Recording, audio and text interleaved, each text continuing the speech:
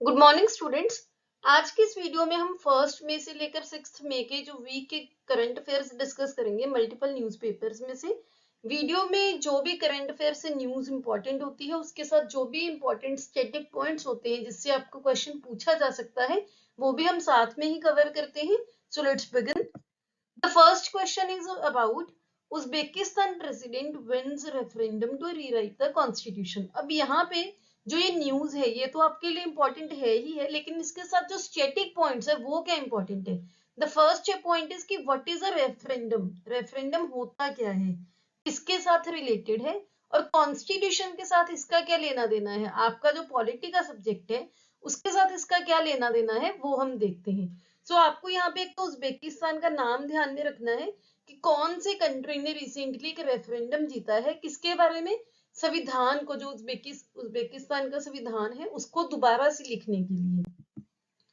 सो referendum actually में है क्या। रेफरेंडम एक डायरेक्ट वोट है, यानी कि इसके थ्रू लोग वोट करते हैं जो भी जिसके भी रिगार्डिंग। अब यहाँ पे क्या है, कॉन्स्टिट्यूशन को रीराइट करने के लिए कि क्या आप चाहते हैं कि वहां का संविधान दोबारा से लिखा जाए। और इसमें एक साथ में और पॉइंट जो डिस्कस किया गया है न्यूज में, या फिर आप बोल सकते हो कि जो कंसर्न था, जो वहां के प्रेसिडेंट है उन्होंने अपना जो टर्म है, अपना जो, जैसे वो सपोज 2 साल के लिए थे तो वो भी बढ़ाया है इस रेफरेंडम के जरिए। तो रेफरेंडम क्या है, ये एक डायरेक्ट वोट सिस्टम होता है जिसमें इंटायर इलेक्टोरेट, जो भी इलेक्टोरेट होता है, इलेक्टोरेट कौन होते हैं, जो लोग वोट करने के एलिजिबल होते हैं, जो लोग वोट कर सकते हैं, वो सभी लोग, उनको बोला जाता है कि या तो आप एक्सेप्ट कीजिए यस और नो, या फिर रिजेक्ट कीजिए किसी भी पर्टिकुलर प्रपोजल को। तो बेसिकली रेफरेंडम में यही है, एक प्रपोजल रखा जाता है, उसमें आपको 2 ऑप्शन दी जाएंगी, यस या फिर नो। आपने यस करना है या नो करना है, वो उसके रिगार्डिंग आपको वोट करनी होती है। अब एक्चुअल में जो रेफरेंडम है ये किसके रिलेटेड है। हम पॉलिटी में एक चीज पढ़ते हैं, direct democracy versus Indian indirect democracy. So direct democracy क्या होती है, जिसमें जो भी डिसीजंस लिए जाते हैं वो डायरेक्टली लिए जाते हैं लोगों के द्वारा। डायरेक्टली कैसे, उसमें बहुत सारे अलग अलग मीन्स होते हैं, जैसे रेफरेंडम हो गया और प्लेबिसिट हो गया, इनिशिएटिव हो गया, राइट टू रिकॉल हो गया। ऐसे कुछ मीन्स होते हैं जिसके थ्रू जो भी इलेक्टोरेट है, जो लोग वोट करने के एलिजिबल होते हैं, वो वोट करते हैं डायरेक्टली वहां के लॉज में, वहां की पॉलिसीज के मैटर्स में, जो भी वहां पर चीजें हो रही हैं डेमोक्रेसी को रिलेटेड, उसके रिगार्डिंग सिटीजन्स को, वहां के लोगों को डायरेक्टली उनको एंगेज करने का उसमें मौका दिया जाता है। ये होती है डायरेक्ट डेमोक्रेसी। लेकिन दूसरी साइड अगर हम बात करें इनडायरेक्ट डेमोक्रेसी की, इनडायरेक्ट डेमोक्रेसी क्या होती है, जैसे इंडिया फॉर एग्जाम्पल। तो इंडिया में क्या है, हम जैसे अपने एमएलए चुनते हैं, हम एमपीज चुनते हैं। तो एमएलए हो गए, एमपीज हो गए, ये लोग हमारे बिहाफ पर डिसीजंस लेते हैं। जैसे आप अपनी किसी भी स्टेट से पर्टिकुलर बिलोंग करते हो, वहां से आप एमएलए चुनते हो, एमपीज चुनते हो, तो वो आपके बिहाफ पर आपको रिप्रेजेंट करते हैं, चाहे तो वो आपकी स्टेट की असेंबली हो गई, चाहे वो पार्लियामेंट का हाउस हो गया। तो ये फर्क होता है इनडायरेक्ट और डायरेक्ट डेमोक्रेसी में। इनडायरेक्ट में आप डायरेक्टली नहीं वहां पे इन्वॉल्व होते, आप रिप्रेजेंटेटिव्स चुनते हो, इलेक्ट करते हो, वो आपके बिहाफ पर काम करते हैं या डिसीजंस लेते हैं। इनडायरेक्ट डेमोक्रेसी को उसके बाद फर्दर 2 टाइप्स में डिवाइड किया जाता है, एक होता है पार्लियामेंट्री सिस्टम, एक होता है प्रेसिडेंशियल सिस्टम। पार्लियामेंट्री सिस्टम की बहुत अच्छी एग्जांपल है यूके, ब्रिटेन। इंडिया भी एक पार्लियामेंट्री सिस्टम में आता है। और जो प्रेसिडेंशियल सिस्टम है उसकी बहुत अच्छी एग्जांपल कौन सी है, यूएसए। तो आई होप आपको इस एग्जांपल से थोड़ा आइडिया हो गया होगा। पार्लियामेंट्री सिस्टम में क्या होता है, पार्लियामेंट के पास ज्यादा पावर्स होती हैं। फॉर एग्जांपल इंडिया की अगर बात करें तो इंडिया में पार्लियामेंट के पास पावर्स हैं ज्यादा। प्रेसिडेंशियल सिस्टम में क्या होता है, जो प्रेसिडेंट होते हैं वो बेसिकली हेड करते हैं आपकी कंट्री को। तो ये मैंने बहुत ब्रीफ में आपको समझाने की कोशिश की है, बाकी इसके अलावा आप अपनी बुक्स में पढ़ते हो डिटेल्स। इसके साथ आपको ये ध्यान रखना है कि कौन कौन से मीन्स हैं डायरेक्ट डेमोक्रेसी के, referendum, plebiscite, initiative and right to recall. I hope आपको क्लियर हो गया होगा। The next news is about Washington declaration. अब वॉशिंगटन डिक्लेरेशन क्यों न्यूज में थी, सबसे पहले तो आप ये देखो 25 अप्रैल को साउथ कोरिया के जो प्रेसिडेंट थे वो यूएसए गए थे 70वीं एनिवर्सरी सेलिब्रेट करने के लिए यूएस और साउथ कोरिया की बायलैटरल रिलेशंस में।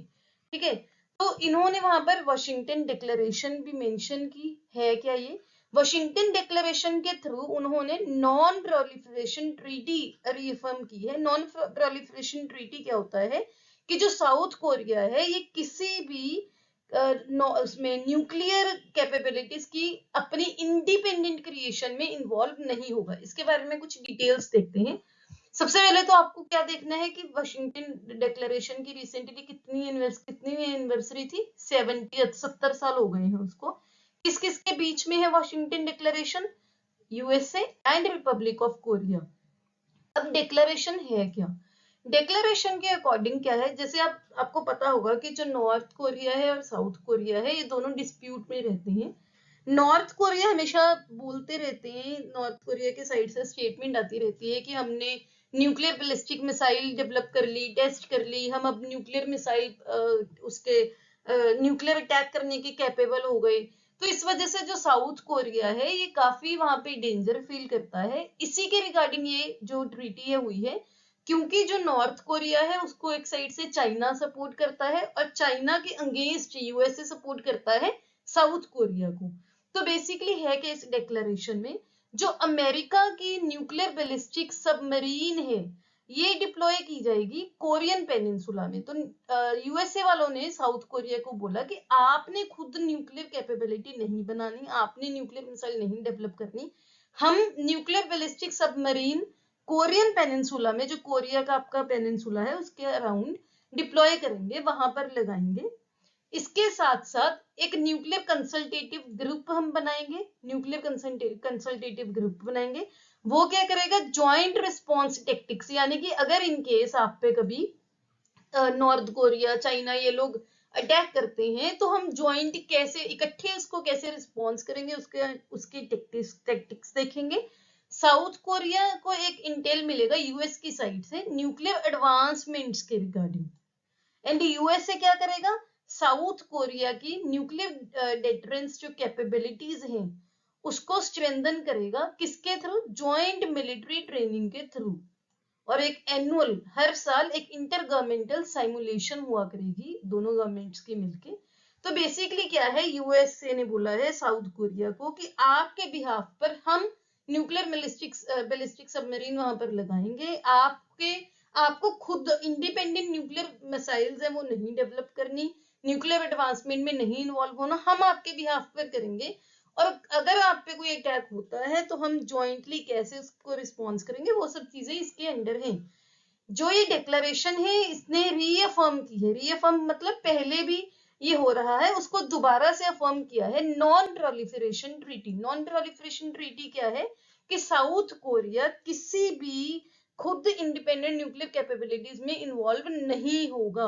तो यहाँ पे वर्ड इंपॉर्टेंट क्या है? ओन, अपना इंडिपेंडेंट न्यूक्लियर कैपेबिलिटी नहीं होगा, ना ही किसी डेटरेंस मेजर्स पे फोकस करेगा, एक अलायंस बेस्ड अप्रोच पर, यानी कि किसी और के साथ अलायंस बनाकर उसके थ्रू किसी भी डेटरेंस, आप बोल सकते हो कि उसके रिवेंज लेने के लिए उसके अगेंस्ट किसी भी मेजर में नहीं होगा। और इसने ये भी मैंडेट किया है, जरूरी किया है कि जो यूएसए के प्रेसिडेंट हैं वो ओनली अकेली ऐसी सोल अथॉरिटी होगी जो न्यूक्लियर आर्सेनल यूएस का यूज कर सकती है अगर कोई भी न्यूक्लियर कन्फ्रंट्रेशन होता है।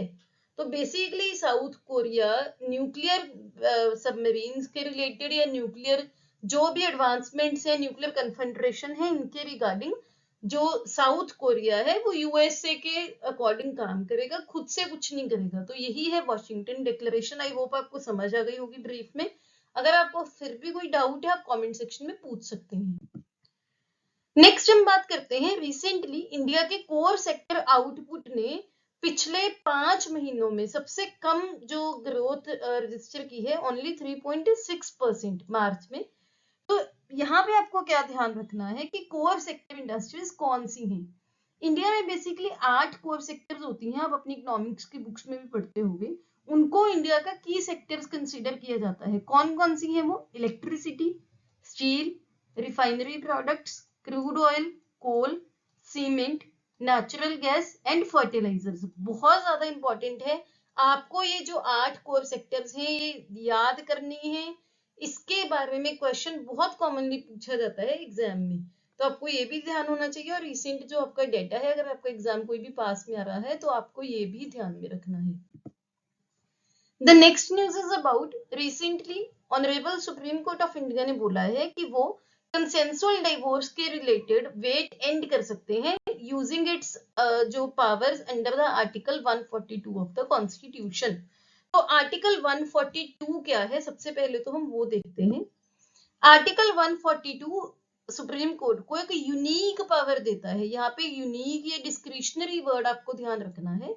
ये यूनिक क्यों है? क्योंकि ये सुप्रीम कोर्ट की रेगुलर पावर नहीं है, ये एक मैंडेट नहीं है कि आप जाओगे कि सुप्रीम कोर्ट पर में अपील करोगे कि आपके पास ये पावर थी, आपने ये यूज नहीं की या ये एक्सरसाइज नहीं की और मुझे मेरे केस में ये आपको करनी जरूरी है। नहीं, ये सुप्रीम कोर्ट ऑफ इंडिया के पास एक डिस्क्रिशनरी पावर है, एक यूनिक पावर है जो सुप्रीम कोर्ट खुद डिसाइड करती है कि अगर कोई भी ऐसा केस है जहां पर पार्टीज के बीच में कंप्लीट जस्टिस करने के लिए उनको इंटरवीन करना जरूरी है, जहां पर उनको लगता है कि कोई भी लॉ या कोई भी स्टेच्यूट होता है, कोई भी एक्ट, वो उस पार्टी को जिनके बारे में केस चल रहा है वो उसको सोल्यूशन रेमेडी नहीं दे रहा है, तब सुप्रीम कोर्ट ऑफ इंडिया उसमें इंटरवीन करती है। किसके अंडर? आर्टिकल 142 के अंडर। तो इसमें क्या होता है, कोर्ट खुद को extend itself to put an end to dispute, खुद को उसमें इन्वॉल्व करती है उस मैटर में खत्म करने के लिए, उसमें एक डिसीजन देने के लिए, उस डिस्प्यूट को खत्म करने के लिए, जो भी उस केस के अकॉर्डिंग उनको ठीक लगता है।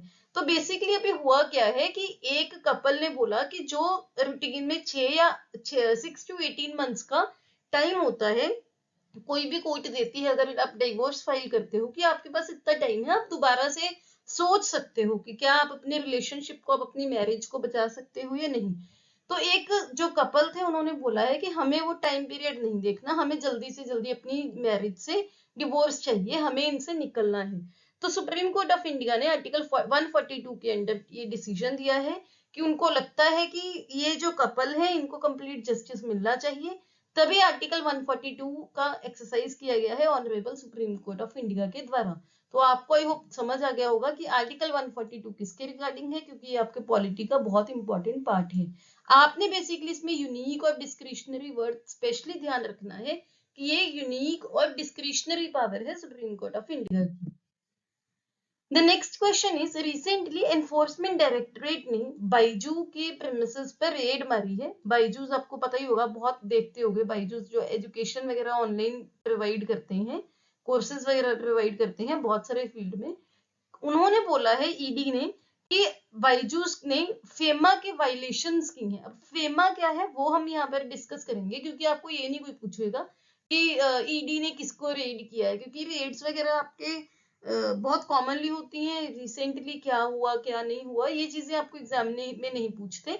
पूछा क्या जा सकता है कि फेमा क्या है, क्योंकि फेमा आपके सिलेबस का इंपॉर्टेंट पार्ट है, आपके इकोनॉमिक्स का एक पार्ट है। तो फेमा बेसिकली इसकी फुल फॉर्म है फॉरेन एक्सचेंज मैनेजमेंट एक्ट, जो कि पार्लियामेंट ने इनेक्ट किया था 1999 में।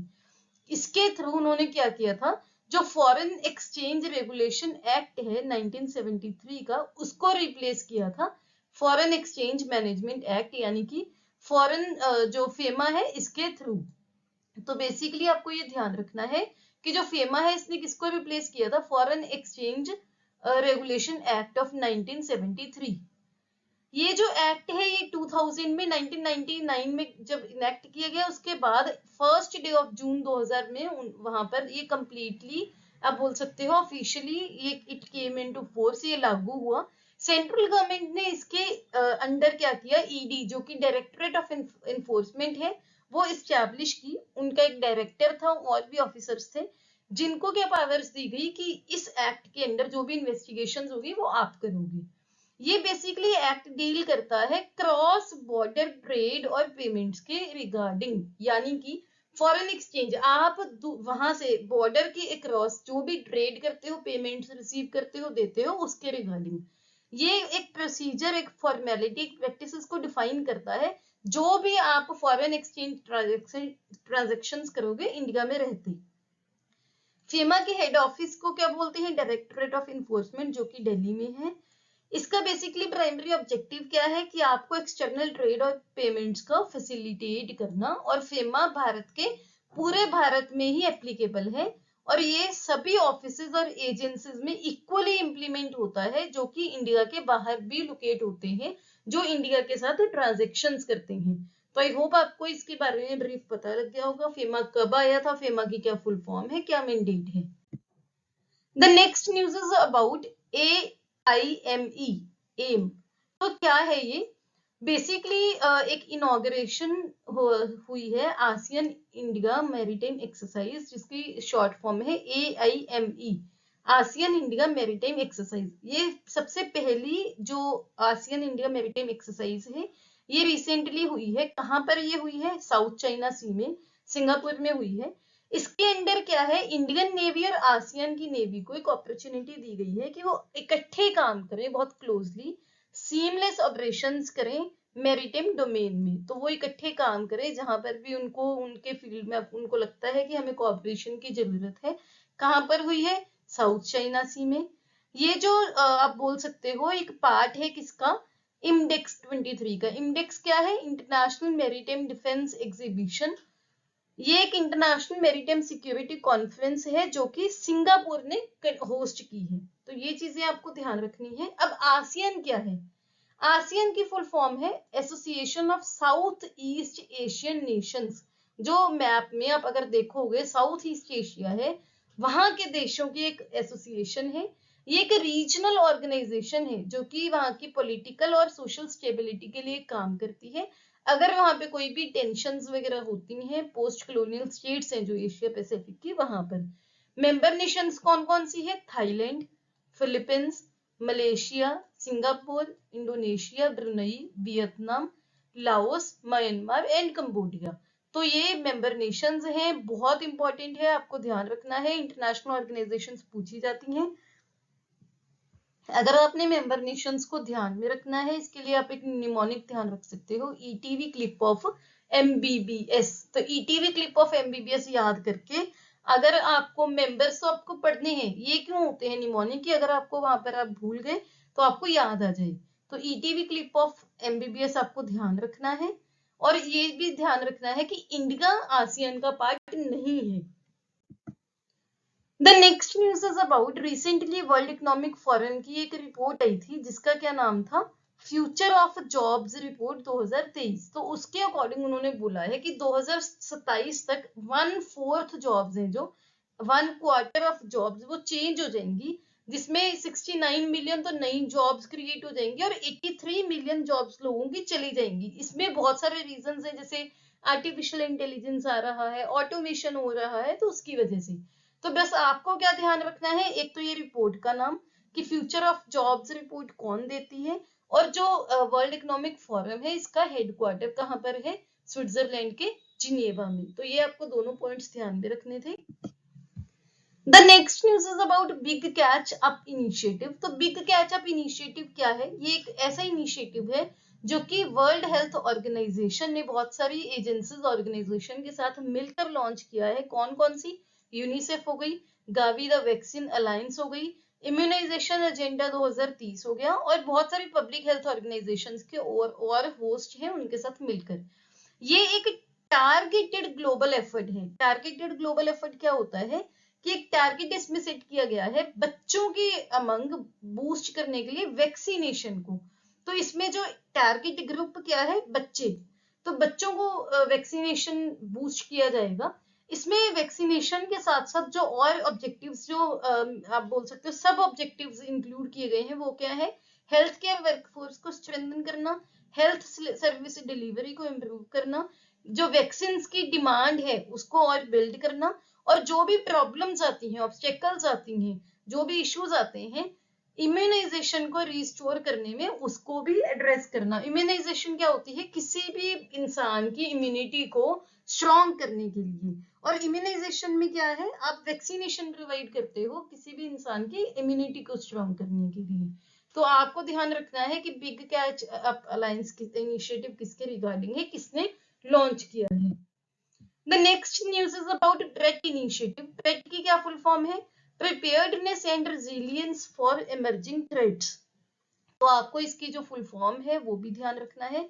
किसने ये लॉन्च किया है? ये भी WHO ने लॉन्च किया है, वर्ल्ड हेल्थ ऑर्गेनाइजेशन ने।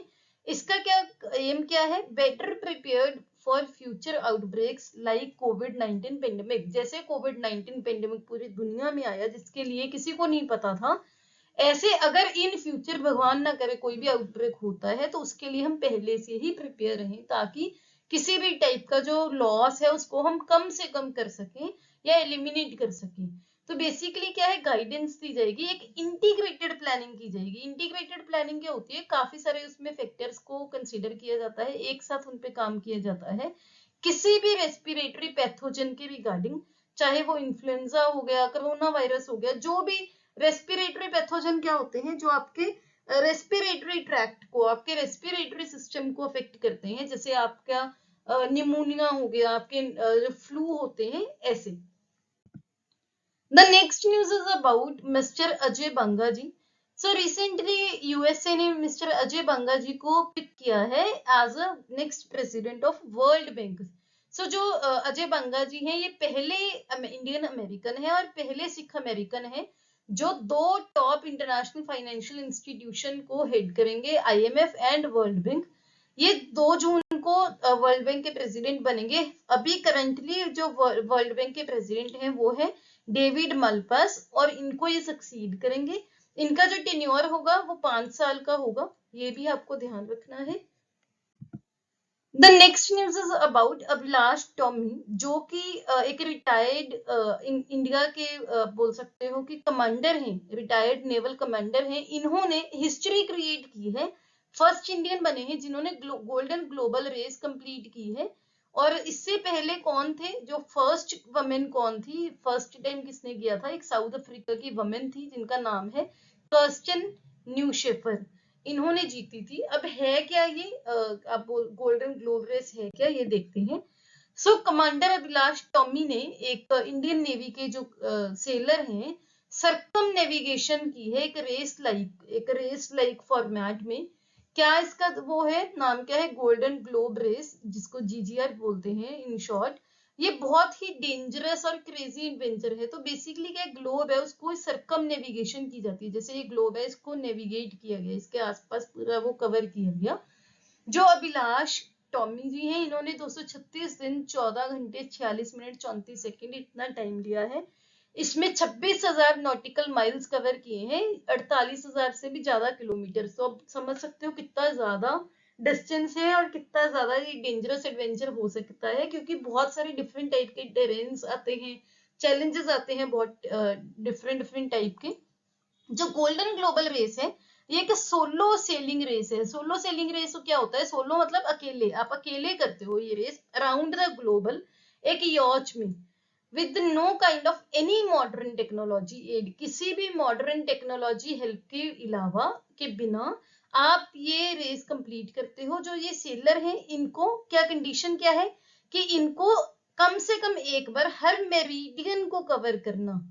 तो अगर आप ग्लोब देखो या वो देखो न्यूज देखो, वो मैप देखो, उसमें मेरिडियंस बने होते हैं, तो उसको हर मेरिडियन को कवर करना है कम से कम एक बार। और जो इक्वेटर है, भूमध्य रेखा है, उसको कम से कम 2 बार उन्होंने कवर करना है। ये आपके इंपॉर्टेंट है।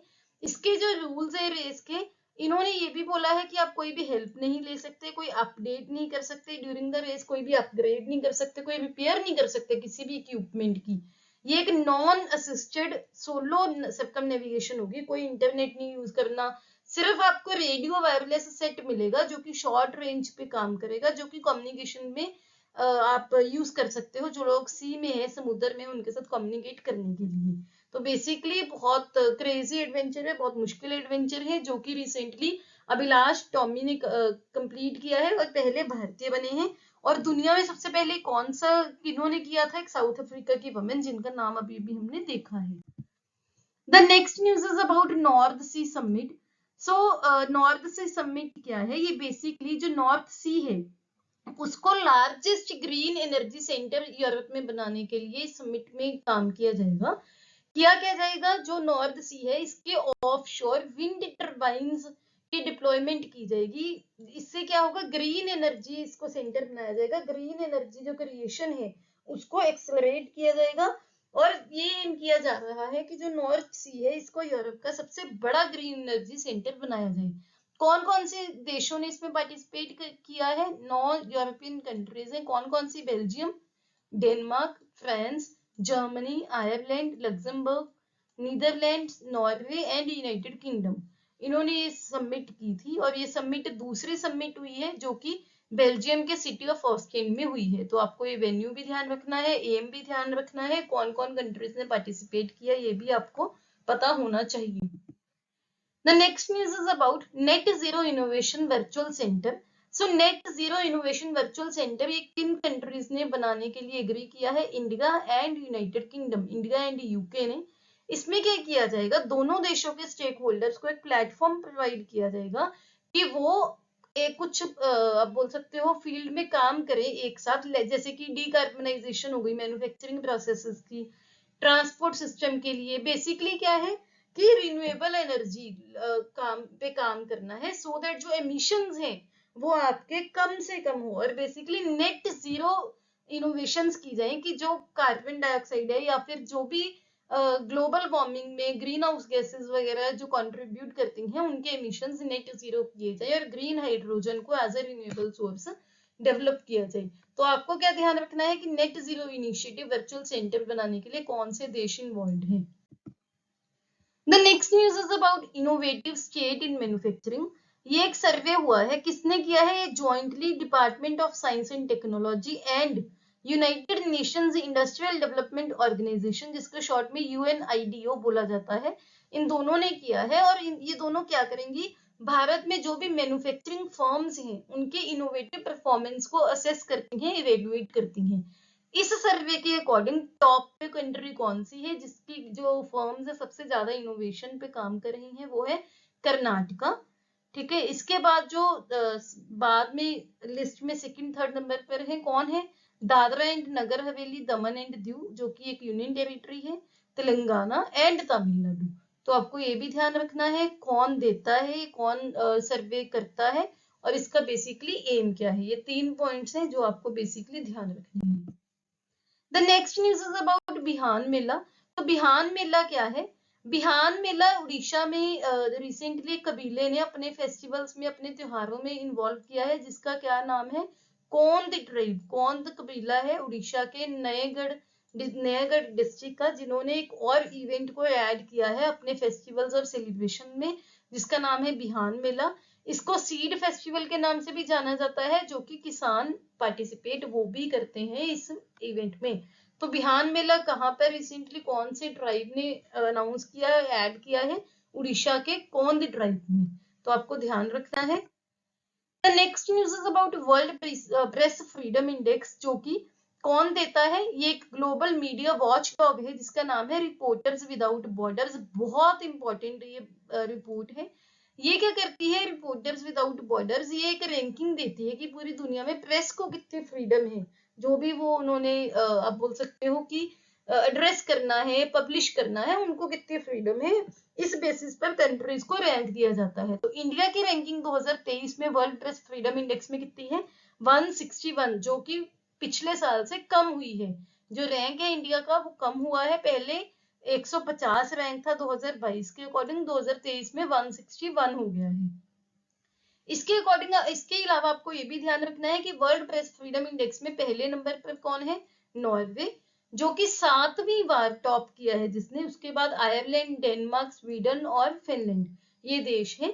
तो आपको ये ध्यान रखना है टॉप मोस्ट कंट्री कौन सी है और इंडिया की कितनी रैंकिंग है। इंडिया की रैंकिंग कम हुई है, ज्यादा हुई है।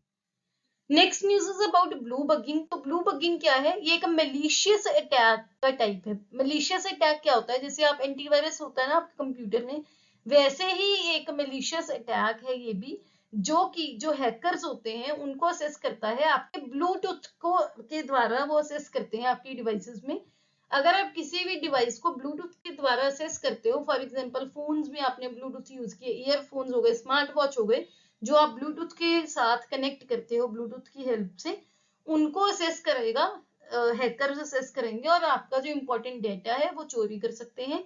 रिसेंटली आंध्र प्रदेश की पुलिस ने स्मार्टफोन यूजर्स को क्वेश्चन किया था, वार्निंग दी थी कि ब्लू बगिंग से ध्यान में रहें। तो ब्लू बगिंग किसके रिलेटेड है, क्या है, बस आपको ये ध्यान रखना है। The next news is about India and Russia ने रिसेंटली एक एग्रीमेंट किया है कि वो जो एक दूसरे के पेमेंट कार्ड्स हैं, कौन कौन सी, इंडिया का है रुपे कार्ड और इसका रशिया का है मीर कार्ड, इसको पेमेंट के लिए एक दूसरे की कंट्री में एक्सेप्ट करने की पॉसिबिलिटी को एक्सप्लोर करेंगी। रीजन क्या है कि दोनों देशों में एक हैसल फ्री पेमेंट हो सके।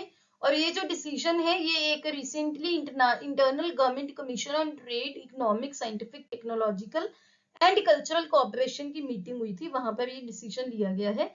आपको इसमें क्या ध्यान रखना है, एक तो ये कि मीर कार्ड किसका है, कौन से देश के साथ ऐसा कुछ एक्सेप्ट करने के लिए, एग्रीमेंट के लिए एक्सप्लोर हो सकता है, तो ये चीज ध्यान में रखनी है। Next news is about artificial intelligence के गॉडफादर जिनको बोला जाता है जेफरी हिंटन, उन्होंने गूगल में क्विट किया है, यानी कि गूगल से रिजाइन कर दिया है। Geoffrey Hinton, I don't know इसको कैसे, अगर मैं गलत प्रोनाउंस कर रही हूँ तो आई एम सॉरी।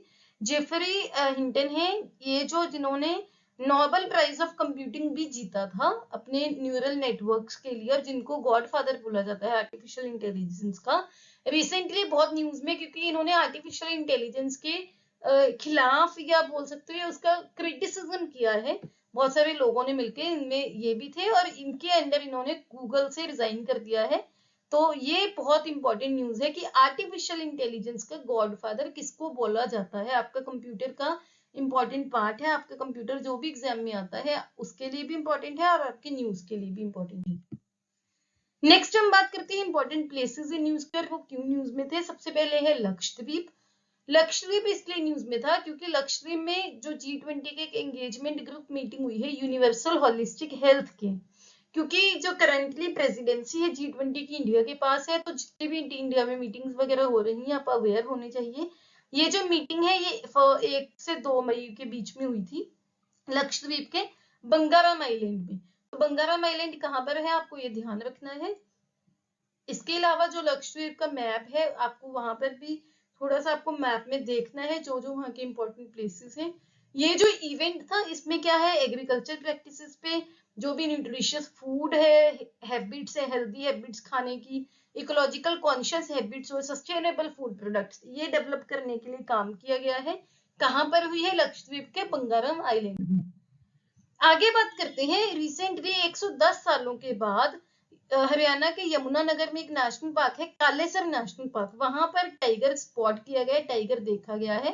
पहले 1913 में ये जो टाइगर देखा गया था, अब 110 सालों के बाद ये टाइगर देखा गया है वहां पर। सबसे आपको इंपॉर्टेंट क्या है कि कालेसर नेशनल पार्क कहाँ पर है, हरियाणा के यमुनानगर में। ये जो नेशनल पार्क है ये अपने डाक बंगलोज के लिए भी फेमस है। डाक बंगलोज क्या है, वहां के एक एडमिनिस्ट्रेटिव आर्किटेक्चरल बंगलोज है जो कि कॉलोनियल टाइम्स में बने थे। तो डाक बंगलो और जो टाइगर रिसेंटली स्पॉट किया गया है कालेसर नेशनल पार्क में, कहाँ पर है ये आपको ध्यान रखना है। आगे हम बात करते हैं, रिसेंटली हमारे डिफेंस मिनिस्टर राजनाथ सिंह जी मालदीव्स में गए थे, और एक आइलैंड नेशन को विजिट करने वाले पिछले 11 सालों में ये इनकी पहली विजिट है कि इंडियन डिफेंस मिनिस्टर की पिछले 11 सालों में एक आइलैंड नेशन में। इसी वजह से इंपॉर्टेंट, इतने सालों बाद ये गए हैं। जब ये वहां पर गए हैं इन्होंने वहां के जो डिफेंस मिनिस्टर हैं उनके साथ मिलकर एक नींव पत्थर रखा है वहां के कोस्ट गार्ड हार्बर का, मालदीव्स के, जिसका क्या नाम है, एकत हार्बर। तो आपको ये पॉइंट्स ध्यान रखने हैं। आगे बात करते हैं इंडिया के, भारत के पहले अंडर सी ट्विन टनल्स के बारे में, जो कि महाराष्ट्र के मुंबई में कंप्लीट होने वाला है। यहाँ पर आप पिक्चर भी देख सकते हैं, ये इंडियन एक्सप्रेस से ली गई है। ये जो ट्विन टनल है 10.58 kilometre Mumbai coastal road project का पार्ट है, जो कि मुंबई के मरीन ड्राइव को बेंड्रा वर्ली सी लिंक के साथ कनेक्ट करेगी। तो ये बहुत जल्दी कंप्लीट हो जाएगी, आपको ध्यान रखना है। प्रियदर्शनी पार्क है, ये टनल्स हैं, ये सी के अंडर ये सेक्शन है। ये टनल्स गिरगांव से स्टार्ट होती हैं और ब्रीच कैंडी पर खत्म होती हैं। तो ये कुछ पॉइंट्स आपको ध्यान रखने हैं। आगे बात करते हैं राजस्थान की। राजस्थान के फॉरेस्ट डिपार्टमेंट ने अनाउंस किया है कि वो 3 नए कंजर्वेशन रिजर्व बनाएंगे स्टेट में। किसके लिए? जो भी राजस्थान का rare and endangered wild life है उसको बचाने के लिए। क्या क्या नाम होंगे? एक तो है बरन का सोरसा, जो कि ग्रेट इंडियन बस्टर्ड और ब्लैक बक्स के लिए काम करेगा। एक है जोधपुर का खिचन और दूसरा है बिलवाड़ा का हमीरगढ़। तो ये 3 आपको नाम ध्यान रखने हैं। और टोटल कितने हो जाएंगे जो कंजर्वेशन रिजर्व है राजस्थान के? 26। आगे बात करते हैं। रिसेंटली भारत का पहला और सबसे ज्यादा हाइट वाला केबल स्टेड रेल ब्रिज, जो केबल्स पर आप बोल सकते हो, वहां केबल्स के ऊपर जिसकी वो बनाई गई है, स्ट्रेंथ बनाई गई है, जिसका नाम है अंजी खाड़ रेलवे ब्रिज, ये जम्मू कश्मीर में कंप्लीट किया गया है, जो कि जम्मू कश्मीर के कटरा से रियासी डिस्ट्रिक्ट को कनेक्ट करेगा। रियासी डिस्ट्रिक्ट के बारे में हमने पहले एक न्यूज डिस्कस की थी कि रियासी डिस्ट्रिक्ट में भारत में पहली बार लिथियम रिजर्व्स भी मिले हैं। अगर आप केबीसी की जो कौन बनेगा करोड़पति के भी रजिस्ट्रेशन हो रही है नहीं उसमें वो फॉलो करते हो, जो क्वेश्चंस पूछे जाते हैं उसमें भी ये पूछा गया था कि कौन सी डिस्ट्रिक्ट में भारत के लिथियम रिजर्व मिले हैं, तो क्या आंसर था? रियासी। तो जो भी हम करंट अफेयर्स फॉलो करते हैं, अगर आप केबीसी में जाना चाहते हो उसके लिए भी आपके इंपॉर्टेंट है। खैर जोक्स अपार्ट, तो अंजी खाड़ रेलवे ब्रिज कहाँ पर है? जम्मू कश्मीर में, जो कि कटरा को रियासी डिस्ट्रिक्ट से कनेक्ट करेगा। और ये कटरा बानीहाल सेक्शन के ऊपर बनाया गया है, Udhampur Srinagar Baramulla rail link project के सेक्शन है ये कटरा बानीहाल। आगे बात करते हैं इंपॉर्टेंट अपॉइंटमेंट्स की। So recently atomic energy commission के चेयरमैन अपॉइंट करे गए हैं, जो कि एक रिनाउंड फिजिसिस्ट हैं जिनका नाम है अजीत कुमार मोहंती। तो आपको ध्यान रखना है इनका नाम। इसके बाद पैराग्वे के एक प्रेसिडेंट नए इलेक्ट किए गए हैं जिनका नाम है सेंटियागो पीना, ये भी आपको ध्यान रखना है। इसके अलावा जो हमारी कैबिनेट की अपॉइंटमेंट कमेटी होती है, उन्होंने 2 बैंक्स के एमडी एंड सीईओ की अपॉइंटमेंट को अप्रूव किया है। एक तो है देवदत्त चंद है, वो है बैंक ऑफ बड़ौदा के। और जो रजनीश कर्नाटक, ये किसके हैं? बैंक ऑफ इंडिया के। तो अगर आप बैंकिंग के एग्जाम्स वगैरह दे रहे हो, जैसे आरबीआई का हो गया जो इंश्योरेंस रिलेटेड, तो आपके लिए इम्पोर्टेंट न्यूज जो इम्पोर्टेंट है। आगे बात करते हैं recently appointment committee of cabinet ने एलआईसी के जो चेयरपर्सन और फर्स्ट सीईओ की अपॉइंटमेंट अप्रूव की है, जिनका क्या नाम है? मोहंती इनका जो पूरा इनका क्या नाम है? सिद्धार्थ मोहंती। आप यहाँ पर देख सकते हो, जो कि पहले एलआईसी के मैनेजिंग डायरेक्टर और इंटरिम चेयरपर्सन भी थे। तो आपको बस ये नाम ध्यान रखने हैं। इनका टेन्योर कितना होगा? जब तक इनकी एज है जो 62 ईयर्स की हो जाएगी, या फिर उससे पहले अगर कोई भी इश्यू होता है तो भी इनकी जो अपॉइंटमेंट है वो कैंसिल हो सकती है, उनको इनके पोजीशन से निकाला जा सकता है। बहुत रेयर केसेस में होता है ये। खैर जो 62 ईयर्स तक वैसे ये रहेंगे चेयरपर्सन और फर्स्ट सीईओ। आगे बात करते हैं इंपॉर्टेंट अवार्ड्स की।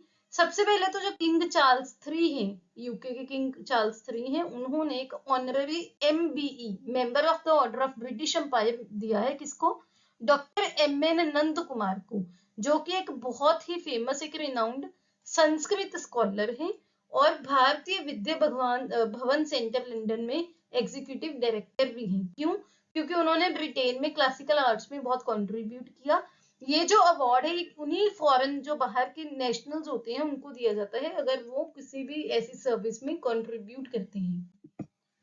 आगे बात करते हैं स्पोर्ट्स न्यूज की।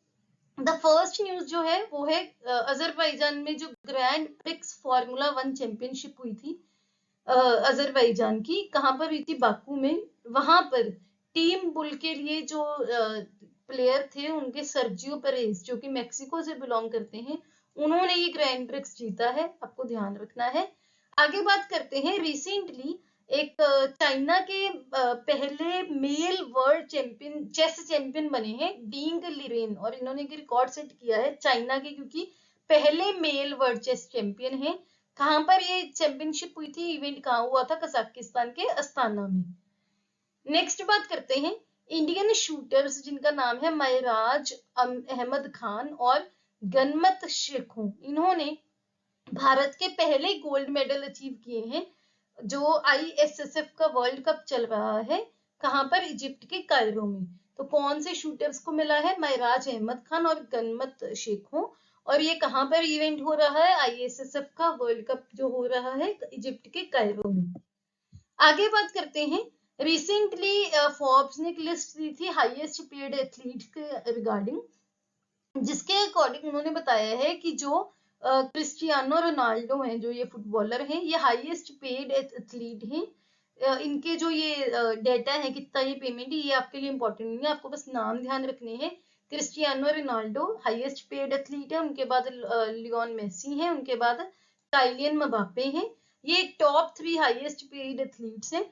और जो क्रिस्टियानो रोनाल्डो हैं, इन्होंने एक और लिस्ट में भी टॉप किया है, जो कि सऊदी क्लब अल नसर के साथ एक एनुअल कॉन्ट्रैक्ट होता है, उसमें भी इन्होंने ये लिस्ट में उनकी वजह से भी टॉप किया है, क्योंकि उनका $75 मिलियन का ये एनुअल कॉन्ट्रैक्ट हुआ था सऊदी क्लब अल नसर के साथ। आगे हम बात करते हैं इंडिया के badminton players Chirag Shetty and Satwik Sairaj रंकी Reddy. इन्होंने हिस्ट्री क्रिएट की है। कैसे? मेंस डबल टाइटल जीत कर जो दुबई में फाइनल्स हुए थे, और ये इंडिया का पहला डबल टाइटल है 1965 के बाद। तो जो 2023 का बैडमिंटन एशिया चैंपियनशिप हुआ था दुबई में, वहां पर इंडिया के चिराग शेट्टी एंड सात्विक साईराज रंकी रेड्डी ने वहां के जो इंडिया जो डबल टाइटल होता है, मेंस डबल टाइटल बैडमिंटन का, उसको जीता है। आगे बात करते हैं मिसलेनियस न्यूज की। सो रिसेंटली इंडियन आर्मी ने 5 वमेन ऑफिसर्स को इंडक्ट किया है रेजिमेंट ऑफ आर्टिलरी में। तो ये आपके लिए इंपॉर्टेंट है, आप वमेन एम्पावरमेंट में भी ऐसे एग्जांपल्स कोड कर सकते हो। उन्होंने आर्मी की प्रीमियर आर्टिलरी यूनिट को ज्वाइन किया है अपनी ट्रेनिंग को कंप्लीट करके चेन्नई में। तो आपको ध्यान रखना है कि कौन सी ऐसी फोर्स है जिसने रिसेंटली 5 वमेन ऑफिसर्स को इंडक्ट किया है। आगे हम बात करते हैं, हमने एक इस पे शॉर्ट वीडियो भी बनाई थी कि हमारे जो प्रधानमंत्री जी का ऑल इंडिया रेडियो पर हर महीने के पहले संडे को एक ब्रॉडकास्ट होता है मन की बात। वो इसका रिसेंटली 100वां एपिसोड था, जो कि यूनाइटेड नेशन के हेडक्वार्टर में न्यूयॉर्क में भी लाइव ब्रॉडकास्ट किया गया है। 100वें एपिसोड में एक बुक भी रिलीज की गई है जिसका नाम है कलेक्टिव स्पिरिट कंक्रीट एक्शन, जो कि शशि शेखर वेम्पति जी ने लिखी है, जो कि प्रसार भारती के पहले CEO भी थे। उन्होंने ये जो ministry of information and broadcasting की नेशनल क्लिनिक हुई थी वहां पर लॉन्च की है। इसके अलावा जो भी चीजें थी वो हमने शॉर्ट वीडियो में डिस्कस की थी, उसका मैं लिंक आपको डिस्क्रिप्शन में दे दूंगी, आपको वो वीडियो देखनी चाहिए। हमने कुछ इंपॉर्टेंट फैक्ट्स वहां पर डिस्कस किए थे। आगे हम बात करते हैं, एक सप्लीमेंट्री ज्वाइंट वेंचर एग्रीमेंट हुआ है किस किस के बीच में? NTPC और NPCIL। NPCIL क्या है? Nuclear power corporation of India. क्या करेंगे दोनों मिलकर? न्यूक्लियर पावर प्रोजेक्ट डेवलप करेंगे। ये joint venture company 2 pressurised heavy water reactor project develop करेगी। एक तो है Chutka Madhya Pradesh atomic power project, दूसरा है Mahi Banswara Rajasthan atomic power project. तो मध्य प्रदेश के चुटका में और राजस्थान के बांसवाड़ा में ये दोनों प्रोजेक्ट बनेंगे। आगे है एक और बुक रिलीज की गई है किसके द्वारा? जो फॉर्मर CEO थे नीति आयोग के अमिताभ कांत जी, इन्होंने एक बुक रिलीज की है made in India 75 years of business and enterprises. आपके एग्जाम्स में बुक्स बहुत कॉमनली पूछी जाती हैं। ये ऐसी बुक्स जो कि एक बहुत ही इंपॉर्टेंट इंडिया के डेलीगेट्स रिलीज करते हैं, लिखते हैं, वो आपके एग्जाम्स के लिए और भी इंपॉर्टेंट हो जाती है। तो आपको ध्यान रखना है, made in India 75 years of business and enterprise किसने लिखी है? अमिताभ कांत जी ने, जो कि फॉर्मर इसके नीति आयोग के CEO भी थे। आगे बात करते हैं एक्सरसाइज की जिसका नाम है बुलंद भारत। ये इंडियन आर्मी की एक्सरसाइज है जो कि उन्होंने रिसेंटली ईस्टर्न थिएटर के अपने longest high altitude artillery range में कंडक्ट की। बुलंद भारत एक्सरसाइज एक integrated surveillance and fire power training exercise है जो कि इंडियन आर्मी कंडक्ट करती है। तो आपको ध्यान रखना है, और ये रिसेंटली अरुणाचल प्रदेश में हुई है। आगे है अजय वॉरियर एक्सरसाइज जिसका 7वां एडिशन रिसेंटली हुआ है। Ajay warrior India and United kingdom के बीच में होती है। रिसेंटली यूनाइटेड किंगडम के सलिसबरी प्लेन्स में हुई है। 27 अप्रैल को स्टार्ट हुई थी और 11 मई 2023 तक ये चलेगी। आगे है ऑबिचुरीज। सो रिसेंटली एक बहुत ही फेमस हिस्टोरियन रंजीत गुहा जी पास हुए। ये बहुत फेमस इंडिया के बहुत आप बोल सकते हो सिग्निफिकेंट इंडियन हिस्टोरियन रहे हैं। ये one of the oldest living historian थे देश के। उनकी अगर बुक्स की बात करें तो कुछ फेमस बुक्स उनकी हुई हैं। उसमें एक जो इम्पोर्टेंट नाम आता है वो है elementary aspects of peasant insurgency in colonial India. तो आपको ये ध्यान रखना है। आगे हम बात करते हैं रिसेंटली मृदंगम प्लेयर इंडिया के कराईकुडी मनी जी पास हुए। इन्होंने मृदंगम को इंटरनेशनल लेवल पर भी बहुत फेमस किया है। इंडिया के जो साउथ इंडियन ये म्यूजिकल इंस्ट्रूमेंट है इसमें बहुत काम किया, बहुत नाम कमाया। इनके गुरु का नाम भी आपने याद रखना है, हरिहर शर्मा जी, जिनको ये फादर बोला जाता है विकू विजयनगरम। ये एक फेमस घटम एक्सपोनेंट है। और इसके अलावा इनको संगीत नाटक अकेडमी नेशनल अवार्ड में मिला था 1998 में। तो आपको ये दोनों पॉइंट्स भी याद रखने हैं, इनका नाम भी याद रखना है, कराईकुडी आर मनी जी। अब बात करते हैं इस वीक के इंपॉर्टेंट डेज के बारे में। सबसे पहले है इंटरनेशनल लेबर डे, जो कि 1 मई को सेलिब्रेट किया जाता है। इसको मे डे के नाम से भी जाना जाता है। और ये जो भी एम्प्लॉइज हैं, लेबर हैं, वर्कर्स हैं, उनके कॉन्ट्रीब्यूशन को सेलिब्रेट करता है। भारत में पहली बार ये 1 मई 1923 को मनाया था लेबर किसान पार्टी ऑफ हिंदुस्तान ने चेन्नई में। 1 मई को ही गुजरात और महाराष्ट्र डे भी मनाया जाता है, क्योंकि पहले जो गुजरात और महाराष्ट्र एक स्टेट थी, 1960 के बॉम्बे रीऑर्गेनाइजेशन एक्ट के अंडर इसको बाइफरकेट किया गया, 2 स्टेट्स बनाई गई। गुजराती स्पीकिंग लोग गुजरात में चले गए, मराठी स्पीकिंग लोगों के लिए महाराष्ट्र। आगे है 2 मई को वर्ल्ड टूना डे मनाया जाता है, जो कि एक फिश है। इसमें जो यूनाइटेड नेशंस है इसने स्टैब्लिश किया, जिसमें टूना फिश के कंजर्वेशन के लिए, इसकी इंपॉर्टेंस के लिए अवेयरनेस रेज की जाती है। और जो सस्टेनेबल फिशिंग प्रैक्टिसेस है उनको प्रमोट करने के लिए अवेयरनेस रेज की जाती है 2 मई को। इसके बाद है वर्ल्ड अस्थमा डे, जो कि हर साल मई के पहले मंगलवार को मनाया जाता है। इस बार ये 2 मई को हुआ था, 2 मई को मंगलवार था पहला मई का। इसमें अस्थमा जो बीमारी है उसके बारे में अवेयरनेस की जाती है। और ये यूएसए की एक एनजीओ है, global initiative for asthma, GINA, वो इसमें सपोर्ट करती है। आगे हम बात करते हैं वर्ल्ड प्रेस फ्रीडम डे की। हमने रिसेंटली अभी इसी वीडियो में वर्ल्ड प्रेस फ्रीडम इंडेक्स की भी बात की। तो ऐसे ही वर्ल्ड प्रेस फ्रीडम डे भी मनाया जाता है 3 मई को, जिसका इस बार का थीम था shaping a future of rights, freedom of expression as a driver for all other human rights. Next हम बात करते हैं इंटरनेशनल फायर फाइटर्स डे की, जो कि 4 मई को मनाया जाता है। हर साल मनाया जाता है हमारी सपोर्ट और एप्रिसिएशन दिखाने के लिए फायर फाइटर्स के लिए, जो कि राउंड द क्लॉक काम करते हैं इमरजेंसीज में, जहां पर भी जैसे आग वगैरह के फायर के इंसिडेंट होते हैं वहां पर।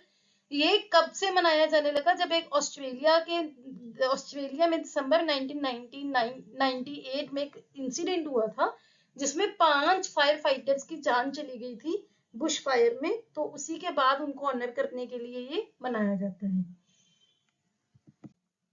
ये हमारे सोशल हैंडल्स हैं, आप अभी यहाँ पर भी फॉलो कर सकते हैं। ये टेलीग्राम का लिंक है जहां पर हम क्विज भी पोस्ट करते हैं। इसके अलावा आपको इसकी बिल्कुल फ्री ऑफ कॉस्ट PDF भी हमारे टेलीग्राम पर मिल जाएगी, लिंक आपको डिस्क्रिप्शन में मिल जाएगी। अगर ये वीडियो आपको अच्छी लगी, आपको नॉलेज मिली, please hit the like button, अपने दोस्तों के साथ शेयर कीजिए। Don't forget to subscribe to my channel. See you tomorrow at 8 o'clock. Have a nice day.